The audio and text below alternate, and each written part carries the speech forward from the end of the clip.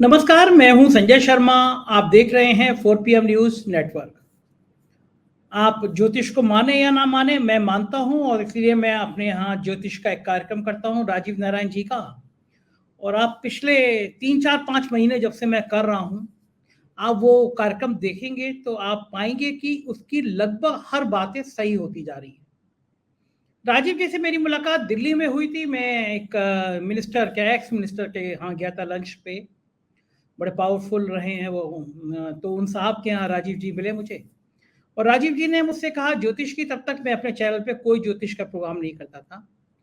तो मैंने उनसे कहा कि इस तरह के जब तक चीज़ें पुष्ट ना हो तब तक मैं थोड़ा संकोच करूंगा। तब राजीव जी ने मुझे अपने कुछ ट्वीट दिखाए थे जो उन्होंने अमेरिका के, भारत की राजनीति के किए थे। और ये कहा था देखिए, ट्वीट में बैक डेट में आप ट्वीट कर नहीं सकते। तो उन्होंने कहा ये 10-12 ट्वीट देख लीजिए मेरे। उसमें एक नोटबंदी का भी ट्वीट था। और नोटबंदी होने के कुछ घंटे बाद ईमानदारी से मुझसे पूछें तो मैं भी अचंभित था और मुझे लगता था कि ये मोदी जी ने बहुत शानदार काम कर दिया।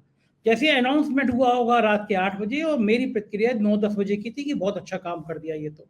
मुझे लग रहा था कि काला धन वाला धन वाकई में आ जाएगा, या जैसे सभी थे उस दिन तो 2 घंटे के अंदर तो सभी अचंभित थे। लेकिन राजीव जी ने 2 घंटे के अंदर ट्वीट कर रखा था कि ये फैसला सरकार के बड़े खिलाफ जाएगा। इस तरह के बहुत सारे ट्वीट थे। तो फिर उन्होंने मुझसे उस समय जून की बात रही होगी, तब कहा कि अगस्त से साहिब के दिन बुरे शुरू होंगे। मतलब प्रधानमंत्री जी के खराब दिन शुरू होंगे अगस्त से। तो मैंने उनसे पूछा कि आप मुझसे कह रहे हैं इंटरव्यू का, तो आप अगर तार्किक वे में कह सकें तो हम करते हैं। तो उन्होंने इंटरव्यू किया और पहला जो था, मुझे आज तक याद है, थंबनेल था कि अगस्त से साहिब के बुरे दिन शुरू। अब ये सारी बातें मैंने आपको इसलिए बताई कि आप रिकॉल करिए, दिमाग को जोर लगाइए। अगस्त से यानी लगभग अगस्त, सितंबर, अक्टूबर, नवंबर। नवंबर शुरू होने जा रहा है, अक्टूबर चल रहा है। तो यानी 3-4 महीने में आप जो फैसले हैं, जो प्रधानमंत्री जी के फैसले हैं, जो भारतीय जनता पार्टी के फैसले हैं, पूरा जोर लगा के देखिए कि उसमें कोई भी फैसला ऐसा है जो पार्टी के हित में है। एक के बाद एक घटनाएं याद कर लीजिए।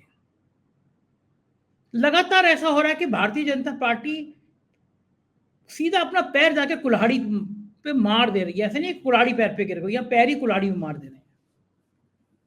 राजीव जी ने यह भी कहा था कि जनई संसद है, ये बड़े अशुभ काल में बनी है।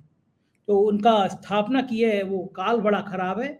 और जो जो उन्होंने कहा था कि जब राजा इसमें पूजा करेगा तो विघ्न बाधाएं पैदा होंगी। ये उन्होंने, सोचिए आपकी संसद का उद्घाटन शुरू नहीं हुआ, उन्होंने कह दिया। और जब संसद का उद्घाटन हुआ उसी दिन हमने देखा कि कैसे खिलाड़ियों को घसीटा गया, कैसे उसी अगले दिन 24 घंटे बाद उज्जैन महाकाल की 700-800 करोड़ की जो प्रतिमाएं थी वो गिर गई, एक हवा में गिर गई, तूफान में गिर गई। और ऐसी कई घटनाएं, रेल दुर्घटना हो गई थी, कई 200-300 लोग मर गए। तो मुझे उनकी वो सब बातें आज याद आ रही, याद इसलिए आ रही कि वाकई में एक के बाद एक घटना ऐसी हो रही है जो प्रधानमंत्री जी को परेशान कर रही है। ताजा घटना यह है कि जब नीतीश बाबू ने जाति जनगणना की बात करी, तो पूरे पूरे देश में जाति जनगणना के मामलों में पिछड़ों और दलितों के बीच चेतना का संचार हुआ। उन्हें समझ आया कि तो वाकई में ये 3, 4, 5% जाति वाले लोग हमारा हक मार रहे हैं, हमारा शोषण कर रहे हैं। और बात भी सही थी। आप सोचिए कि अगर 70-80% आबादी हो पिछड़ों की, और 4%, 5% वाला कोई व्यक्ति जिसकी जाति हो, वो आदमी मुख्यमंत्री बना बैठा हो। या फिर जैसे राहुल गांधी ने संसद में सवाल उठाया कि 5% बजट, मतलब 95% जो बजट बजट तय करते हैं उसमें से सिर्फ 3 पिछड़ी जाति के हैं, बाकी सब ऊंची जाति के हैं। और अब तो राहुल गांधी ने कमाल कर दिया, मीडिया से पूछ लिया, पत्रकारों से पूछ लिया कि आप में से दलित कितने हैं, पिछड़े कितने, हाथ खड़े करिए। तो वाकई में सन्नाटा छा गया, क्योंकि हम जिस पेशे में आते हैं उसमें भी पिछड़े और दलितों की संख्या कम है। इसका मतलब देश में कहीं कोई लाइन ऐसी हो रही है, कोई ऐसी लाइन खींची जा रही है जिसमें पिछड़े और दलितों को किनारे किया जा रहा है। वो मुख्य स्ट्रीम में, या ये कहें कि जो प्रभावशाली भूमिका है उसमें नहीं आ पा रहे हैं। और इंडिया गठबंधन इसको लगातार उठा रहा है, जोर शोर से उठा रहा है। ये परेशानी भरी बात है। प्रधानमंत्री जी गड़बड़ा गए। उन्होंने कहा कि हिंदुओं को बांटा जा रहा है, मेरी तो जाति सिर्फ गरीब है। तो लोगों ने उनको ट्रोल किया कि कितने गरीब प्रधानमंत्री हैं, सिर्फ 10 लाख का सूट पहनते हैं, सिर्फ लाखों के सूट दिन में 5-6 बार बदलते हैं, अपने चलने के लिए हजारों करोड़ का जहाज खरीदा है गरीब ने। ये गरीब ने बैठने के लिए हजारों करोड़ की एक नई पार्लियामेंट बना दी जिसकी जरूरत नहीं है, और फिर लाइन लगा के लोगों ने ट्रोल किया कि कितना गरीब है हमारा प्रधानमंत्री। तो जाहिर है कि ऐसी बातों में मजाक उड़नी थी, और फिर पिछड़ों में ये खराब संदेश गया कि प्रधानमंत्री जी ऐसी बात बोल के पिछड़ी जाति का अपमान कर रहे हैं, मतलब चाहते नहीं है कि पिछड़ी जातियों को उनके हक मिले। शिवराज सिंह चौहान की जैसी गद बना दी थी मध्य प्रदेश के चुनाव में प्रधानमंत्री जी ने, और अब ज्ञान प्रकाश एक सीनियर जर्नलिस्ट है, वो मुझसे इंटरव्यू कर रहे थे, और उस इंटरव्यू के दौरान उन्होंने मुझसे कहा कि शिवराज सिंह चौहान ने 2012 ऑन कैमरा कहा था उनसे कि कहाँ आप पत्रकार लोग गुजरात मॉडल देख रहे हैं, देखना है तो मध्य प्रदेश मॉडल देखिए, मेरा मॉडल देखिए। और प्रधानमंत्री जी को ये बात बड़ी अखरी थी, और तब से प्रधानमंत्री जी मन में रखे हुए थे। अब मामला आया शिवराज सिंह चौहान को निपटाने का, तो जितना वो निपटा सकते थे उतना वो निपटा दिया। एक फोटो वायरल हो रही है आज की, वो ऋषिकेश में गंगा किनारे बैठ के चिंतन कर रहे हैं शिवराज सिंह चौहान, कुछ पढ़ रहे हैं। फोटो वायरल हुई, वो फोटो बताया जाता है कि खुद शिवराज जी ने सिंपैथी लेने के लिए वायरल करी। तो ये भी एक अजब खेल है कि यहाँ पे चिंतन कर रहे हो आप, पूजा कर रहे हो आप, तो आपको फोटो और कैमरा वालों को लेके जाना पड़ता है। मतलब मैं पूजा करता हूँ, मेरे घर में पहले निचले स्तर में मंदिर बन रहा था, मैंने ऊपर कराया कि भाई नीचे लोगों का मूवमेंट होता है, पूजा जहाँ पे करो थोड़ी देर शांति में। और मेरे कमरे में उस समय कोई आए तो मुझे खराब लगता है, क्योंकि लगता है पूजा करते समय एकाग्रचित होकर ईश्वर की आराधना करनी चाहिए, मन में ख्याल आता है। अब यहाँ पे अगर पूजा करने जाते हैं तो यहाँ पे बाकायदा कैमरों की टोली जाती है, वीडियो कैमरे, स्टिल कैमरे, तब बाकायदा फोटो सेशन होता है, कपड़े भी पहने जाते हैं, बाल वैसे संवारे जाते हैं, और उसके बाद फोटो सेशन होता है। तो उसी स्टाइल में चिंतन शिविर में गए हैं शिवराज जी, लेकिन बैठ के फोटो खिंचवा रहे हैं। और चुनाव पीक चल रहा है इस समय, मतलब बिल्कुल 1 महीने के अंदर सब कुछ तय हो जाना है, और वो ऋषिकेश में बैठे हुए शिवराज सिंह जी। शिवराज जी पिछड़ों के बड़े नेता हैं, उमा भारती बड़ी नेता थी, कल्याण सिंह बड़े नेता थे। कल्याण सिंह की क्या गत हुई ये सबने देखा है कि क्या भारतीय जनता पार्टी में हाल हुआ। उसके बाद उमा भारती किस तरह नाराज है, किस तरह किनारे की गई, ये बात भी सबने देखी है। और अब शिवराज सिंह चौहान, तो ये पिछड़ों का और दलितों का, अल्पसंख्यकों का जो एक गठजोड़ है, ये 80-90% वोट बनता है, और ये वोट बहुत होता है। आप बीजेपी परेशान ये है कि अगर ये गठजोड़ बन गया, ये तालमेल हो गया इनमें, तो वो जो बीजेपी ने कार्ड खेला था पिछड़ों में, अति पिछड़ा, या उत्तर प्रदेश में जैसे यादव के अलावा गैर पिछड़ी जाति सब इकट्ठी की थी, वो टूटती हुई नजर आ रही है। तो भाजपा की मुसीबतें लगातार बढ़ रही है। ये मुझे याद आया कि उसी सब मैंने जो राजीव जी की बातें की, वाकई में जो बात कह रहे थे वो बात अक्षरशः सत्य होती नजर आ रही है। इस बीच में मैं देख रहा हूं कि 2 दिन से इजराइल और फिलिस्तीन का जो युद्ध है, हमास के जो आतंकी घटना है, उसको लेके पूरे देश में ऐसा माहौल बना दिया गया जैसे वो हमारे देश में घटना घटी हो। हमास ने जो हमला किया वो निंदनीय है, और मेरा यकीन है, और मेरा पुख्ता यकीन है कि जो अल्लाह को मानता है, जो सच्चा मुसलमान है, इस तरह वो महिलाओं पे हमला नहीं कर सकता, महिलाओं के वस्त्र नहीं उतार सकता, इस तरह बेदर्दी तरीके से किसी की हत्या नहीं कर सकता। और सिर्फ इस्लामी नहीं, कोई भी हिंदू धर्म हो, सिख धर्म हो, ईसाई हो, बौद्ध हो, कोई भी हो, किसी भी धर्म में मुझे नहीं लगता कि कोई जो धर्म को मानने वाला है वो हिंसा कर सकता है। तो ये इसको एक मजहबी रंग देने की कोशिश हमारी गोदी मीडिया और देश में की जा रही है। कोई भी तरीका हो, हिंदू मुसलमान का टेस्ट आना ही चाहिए। तो प्रधानमंत्री जी भी कसर नहीं कर रहे हैं, उनकी इजराइल के प्रधानमंत्री ने बात करी, 2 राष्ट्राध्यक्ष आपस में बात कर रहे हैं, इसमें ट्वीट करने की कोई बात नहीं, लेकिन तुरंत ट्वीट किया। उनको पता है कि उनके भक्तजन ट्वीट पढ़ेंगे, वो हमास के फोटो वायरल करने लगे। और एक गोदी मीडिया के एंकर तो इस तरह की चीजों के लिए, जैसे कुत्ता अपनी रोटी के लिए बिल्कुल तरसता है कि उसको एक मीट का टुकड़ा दे दो, वो पागल हो जाएगा, तो ऐसी गोदी मीडिया के एंकर जो हैं, हम तड़पते रहते हैं, उनको हिंदू मुसलमान का एंगल दे दो। मेरे ख्याल से जो मुकेश अंबानी जी के चैनल है, वो तो इससे सबसे आगे दौड़ते हैं कि कहीं से हिंदू मुसलमान का कुछ टुकड़ा मिल जाए।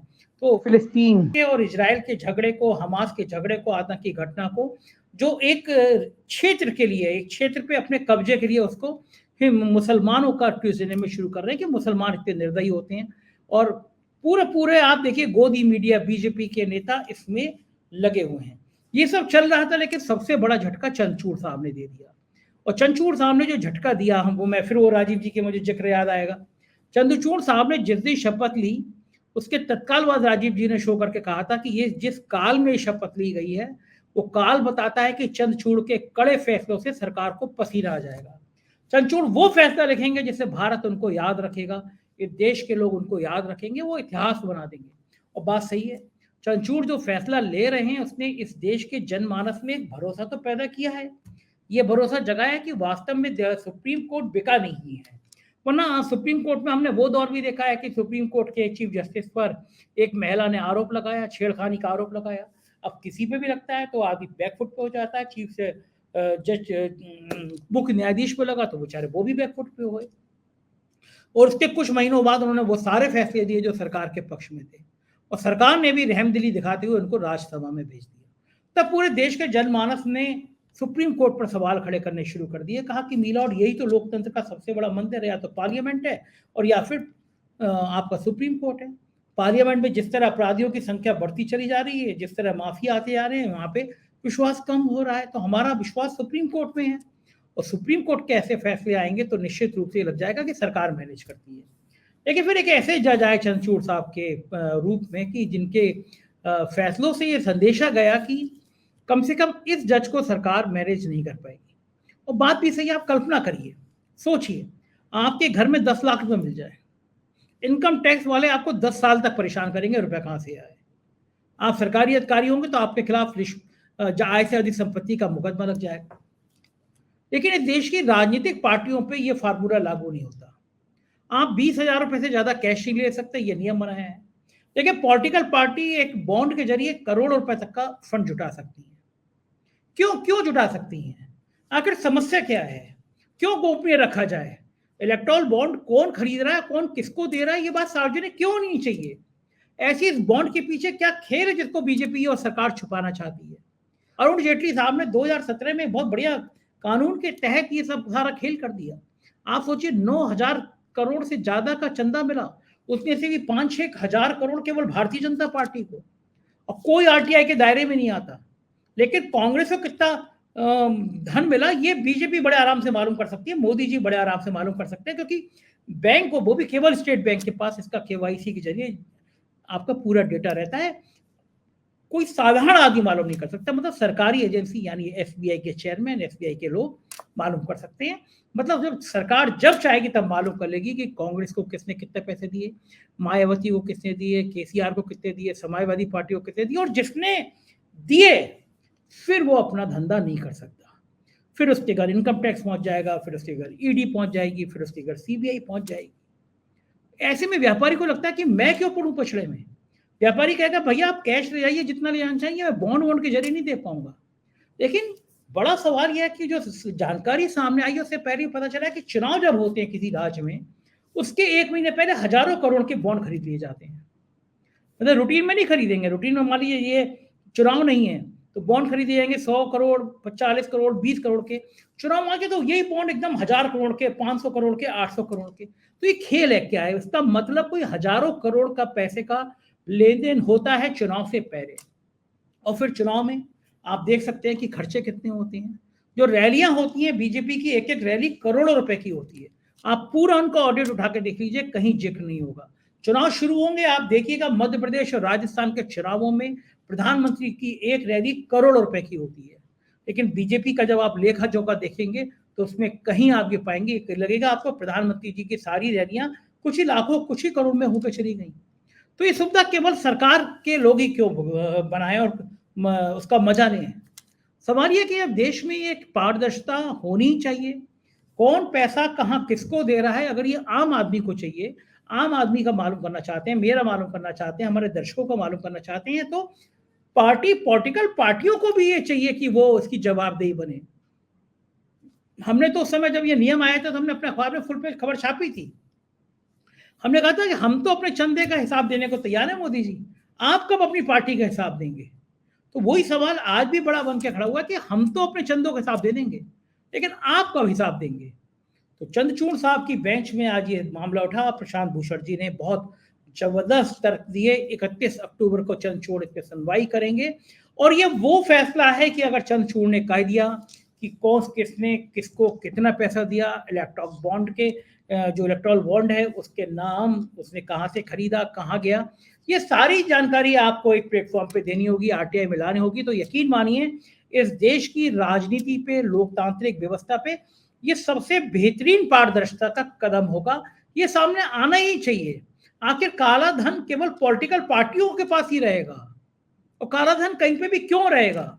प्रधानमंत्री जी ने तो कहा हम काला धन वापस लाएंगे, और यहाँ पे हजारों करोड़ रुपए इलेक्टोरल बॉन्ड के जरिए कौन किसको क्या दे रहा है ये बताने की जरूरत महसूस नहीं कर रहे। तो जाहिर है कि राजनीति की सीरी जाती है कि बेतहाशा पैसा कमाया जाए। मंत्री, मुख्यमंत्री, प्रधानमंत्री भी शायद इसीलिए बनते हैं लोग कि बेतहाशा उनकी पार्टियां पैसा कमाएं। लोग सवाल कर रहे हैं कि पूरे देश में भारतीय जनता पार्टी की बड़ी बड़ी बिल्डिंगें बन गई, पूरे देश में ये बीजेपी के बड़े बड़े ऑफिस बन गए, ये पैसा अचानक कहाँ से आया, बरसा कहाँ से? तो जाहिर है कि इसका हिसाब तो देश की जनता मांगेगी ही मांगेगी। अब ये सुनवाई 31 अक्टूबर को, यानी वोटिंग के जो 5 राज्यों के चुनाव है उससे ठीक पहले, अगर 31 अक्टूबर को चंचूड़ साहब ये आदेश कर देते हैं कि भाई सारे पैसे का हिसाब देना पड़ेगा, तो निश्चित रूप से मोदी जी को पसीने आ जाएंगे। उनको लगेगा पिछड़े, अति पिछड़े, दलित, मुस्लिम तो उनके संग है ही नहीं, और अब ये पैसे।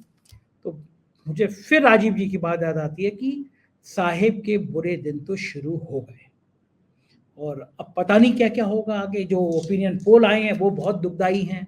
तेलंगाना में बीजेपी तीसरे चौथे नंबर के लिए संघर्ष कर रही है, छत्तीसगढ़ में और मध्य प्रदेश में वो हार रही है, राजस्थान में उम्मीद दिखा रहे हैं ओपिनियन पोल, लेकिन वहाँ के ग्राउंड जीरो पे लोग कह रहे हैं कि वसुंधरा राजे बहुत नाराज हैं, और वसुंधरा राजे नाराज हैं तो बीजेपी को जीतने का सपना ही छोड़ देना चाहिए, कि सपना भी ना देखे बीजेपी जीत सकती है। तो जाहिर है ये सारी बातें आजकल साहब की नींद उड़ा रही होंगी। क्या होगा राजनीति का हम आपको बताते रहेंगे। आप देखते रहिए 4 PM। आपका अपना चैनल है, नीचे 2 बटन है सब्सक्राइब और ज्वाइन के, उनको दबाइएगा, साथ दीजिएगा। हमारे राज्यों के चैनल, नए चैनल शुरू हुए हैं, वो 4 PM मध्य प्रदेश, 4 PM राजस्थान, उससे पहले 4 PM यूपी, बिहार, गुजरात, महाराष्ट्र, कर्नाटक चल रहे हैं। उन्हें सब्सक्राइब करिएगा, अपना प्यार बनाए रखिएगा। शुक्रिया, थैंक यू।